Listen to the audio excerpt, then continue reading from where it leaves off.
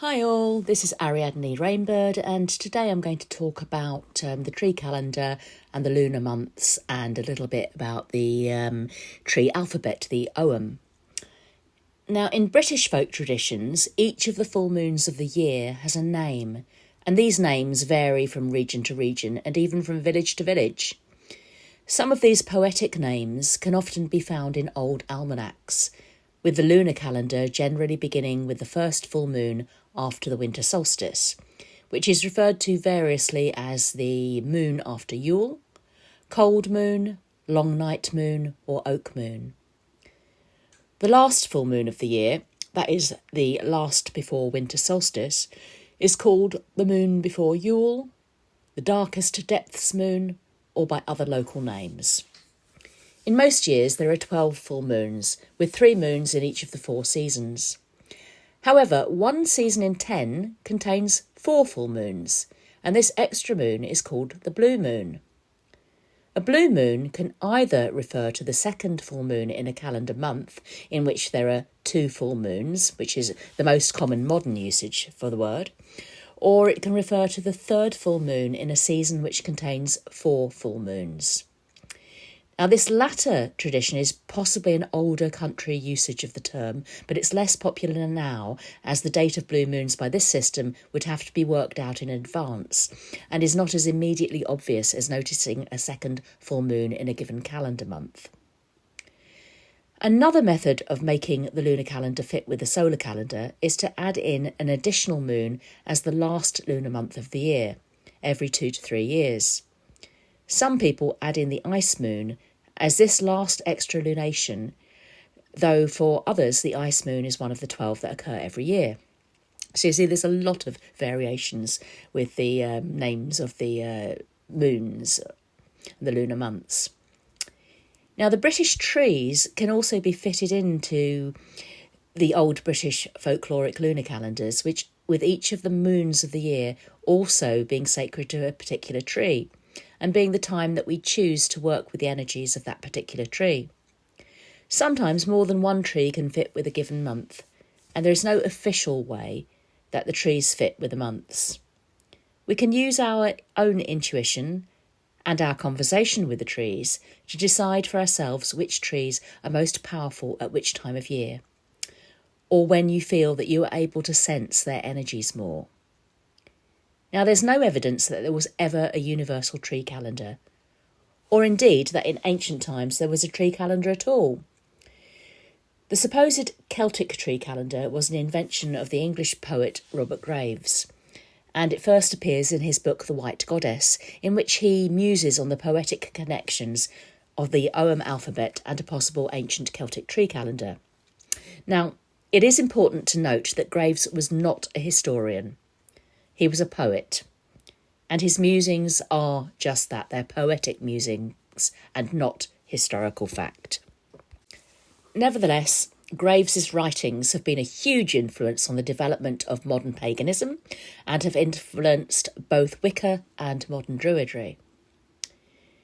Now, Ogham script itself is generally thought of as an early medieval script, although there is evidence that it did originate much earlier than medieval times, and it consists of a series of straight lines which cross in different patterns, and it was ideally designed for inscriptions on stone. Ogham has often been described by pagan writers as an ancient pagan script which predated Christianity and was the magical writing of the Druids, but again there's no evidence for this. Mythically, it was invented by the Irish god Ogham, son of Brias, as told in the medieval Irish text, the Book of Ballymote. However, the earliest existing Ogham carvings date to around the 4th century CE.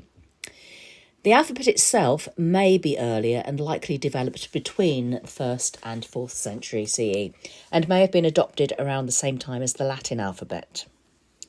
The Ogham alphabet is also generally considered by modern pagans to be a tree alphabet.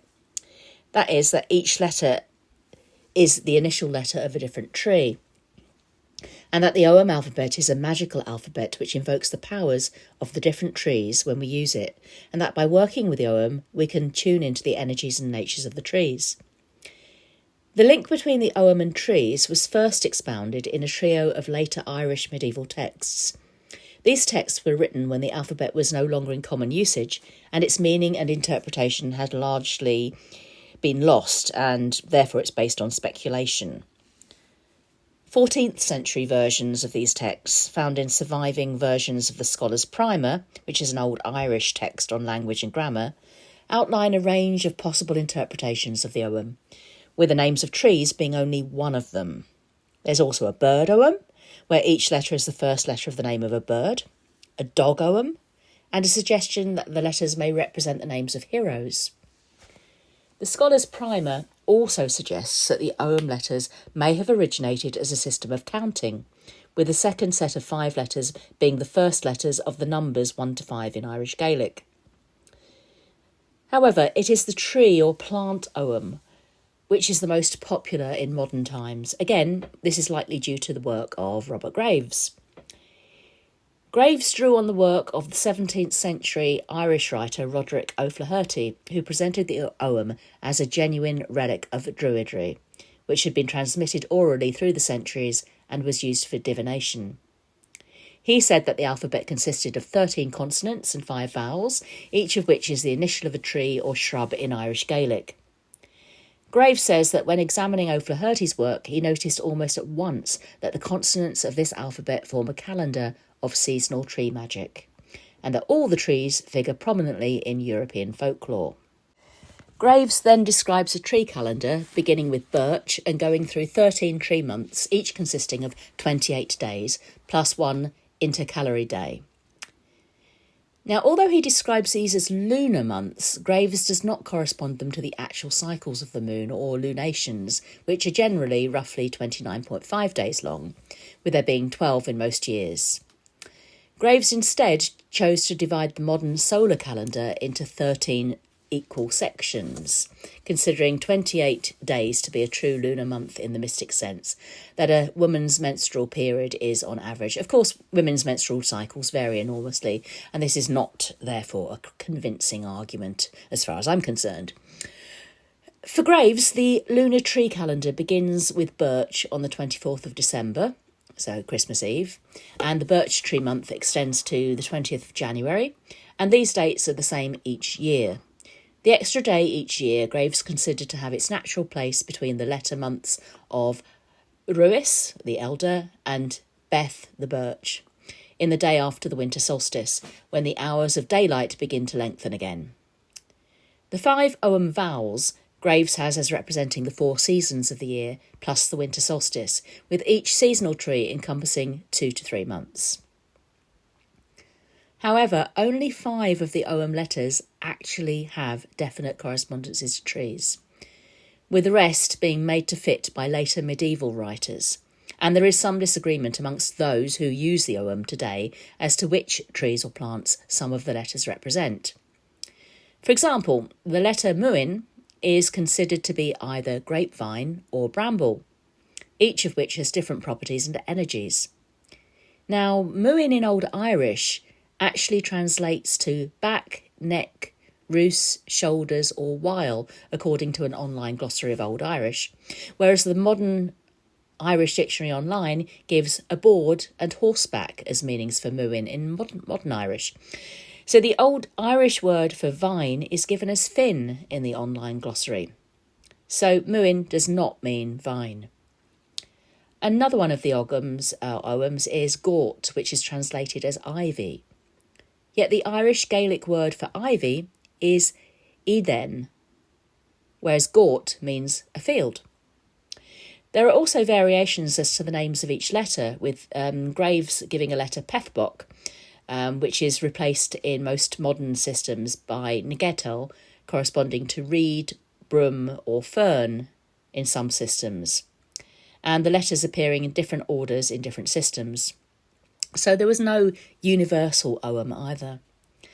However, although there is scant evidence of the Ogham originating as a magical tree alphabet, in modern paganism and particularly in modern Druidry, the Ogham system has developed into a divination system and a magical system which draws upon the wisdom of trees, and most people who use the Ogham these days do consider it to be a tree alphabet or tree divination system, even if it wasn't originally so. Likewise, the tree calendar, in its different forms, has also become a part of modern paganism. And it can be a helpful system for working with the energies and spirits of the various trees. Druid organisations such as the Order of Bards, Ovates and Druids, OBOD, and the British Druid Order present the Ogham as a tree alphabet, whilst acknowledging that many of the surviving Ogham runes or names do not actually correspond to trees, whereas the Irish pagan school do not use the tree correspondences at all in their Ogham Academy, but only give divinatory meanings for each Ogham. It is of note, however, that the letters of the Ogham themselves are referred to as Fid or Feda, meaning tree and wood. And according to Luke Eastwood on the OBOD website, the consonants are referred to as Tebomne, meaning the side of a tree trunk, whereas the lines that compose each letter are referred to as Flesk, meaning twig. Thus, the connection of the Ogham with trees is evident. Also, I think that by focusing on working with particular trees each month, one can develop a framework for better understanding of the individual characters and properties of each tree. It gives us a system with which to work with the trees. And getting to know the different tree spirits and the Ogham letters can be used to help invoke their powers and in divination with the trees. Various different versions of the tree calendar exist in modern times, based on Robert Graves's work. Some, though, instead of beginning at winter solstice, as Graves did, begin the calendar as Samhain, due to the notion that Samhain was Celtic New Year. But this is also an idea that has been disputed and largely debunked, and one that there is little historical evidence for. Samhain was an important festival in early medieval Ireland, which marked the beginning of winter, and the festival later spread to Scotland. In Wales, however, Calan Gaeaf marked the beginning of winter, and Nos Calan Gaeaf was Winter's Eve, but was not a major celebration. It actually didn't really become acknowledged until the 19th century, when it became associated with Ysbrydnos, a night when spirits wandered on earth. There's no evidence of an Anglo-Saxon equivalent in England either, though the medieval monk Bede tells us that the month of September was called Haleg Monath, meaning holy month. October was called Winter Monath, signifying the coming of winter, and November was called Blod Monath, meaning blood or sacrifice month. Although Samhain and Calan Gaeaf mark the beginning of winter, there is little evidence that this was considered to be the beginning of the Celtic year, and there was no universal calendar, and different places would likely have used different calendars and may have acknowledged New Year at different times. Now, other modern pagans begin the calendar at the winter solstice, as Graves did, and divide the solar calendar year into 13 28-day months, with one intercalary day. Some have even developed this into a system of astrology, with the usual sun signs being replaced by tree signs, according to which tree month one is born in, as in Helena Patterson's beautifully illustrated book, The Celtic Lunar Zodiac. But this is really her theory. It's something that she's made up. There's no evidence that it's any kind of ancient system, although it is interesting. In the system I use, the calendar begins after the winter solstice, the rebirth of the sun at winter solstice being a time of renewal and new beginnings. And as that time is associated with renewal and new beginnings, I associate the silver birch with the first tree month, which begins after the winter solstice. The silver white pioneer tree, the silver birch, a tree of renewal and purification, seems to fit this time of year well. However, rather than using fixed dates on the solar calendar, I follow the cycles of the moon, with each tree month beginning at the new moon and ending at the dark moon. The exception to this is the birch tree month, which will always begin after the winter solstice. Because the lunar cycles do not fit in neatly to a solar year, the calendars will go out of sync if one simply follows a cycle of 13 lunations, and the solution is either to have 12 lunar months but to add an extra month every 2 to 3 years, as with the blue moons that I mentioned earlier, or to reset the calendar at a fixed point in the year. And this is the method I use, resetting the calendar at each winter solstice. This is the method I've used for many years, and it isn't the only way, it's not the correct way. It's really up to you how you choose to follow a tree calendar, if you choose to follow a tree calendar, because it is a modern invention and there are various different ideas about it. By associating the trees with the actual lunar months, they also fit in with the names of the different moons in folklore. I also assign more than one tree to some of the months because there are folkloric associations of those trees with particular months, and I don't include the reed, which is of course not a tree, but rather I use the correspondence of broom for Nagetal and acknowledge it within the ivy and blackthorn month. Although ivy, vine and bramble are not trees either, ivy and bramble grow in woodlands, ivy growing closely bound to trees, as do wild vines, and all three have woody stems. Before the days of modern taxonomy systems, trees could refer to any plant with a woody stem. I've not, however, included a chapter on the broom, as it is not a plant I've worked with very often. So in my system, I take the winter solstice as the fixed point from which we work out the tree months for the year. We begin the calendar with the birch month beginning after the winter solstice and end the calendar at the winter solstice regardless of the phase of the moon and whether the elder month has ended or not. The yew tree in this system is the intercalary tree, which rules the 3 days around the winter solstice. If the elder month, the last tree month of the year, ends before this time, then the yew month may be extended to begin when the elder month ends. Thus, the birch tree month is the first full moon after the 3 days of the winter solstice.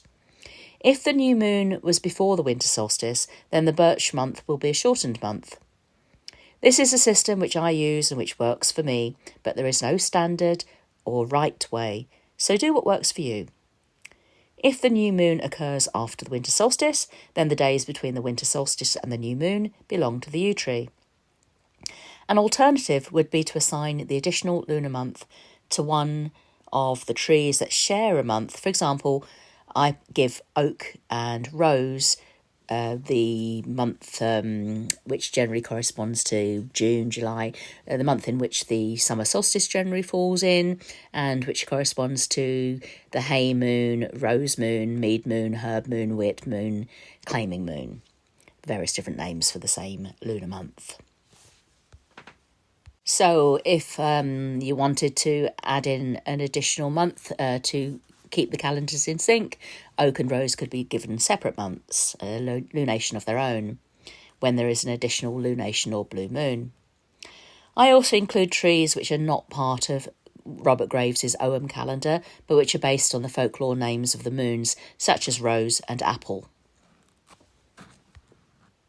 I give a lot more detail about the names of the different lunations, both in English and in Welsh, in my book, A Year of Sacred Trees, Working with the Wisdom of Tree Spirits Throughout the Year. So please check out my book if you're interested in this subject. It's available on Amazon and Apple Books.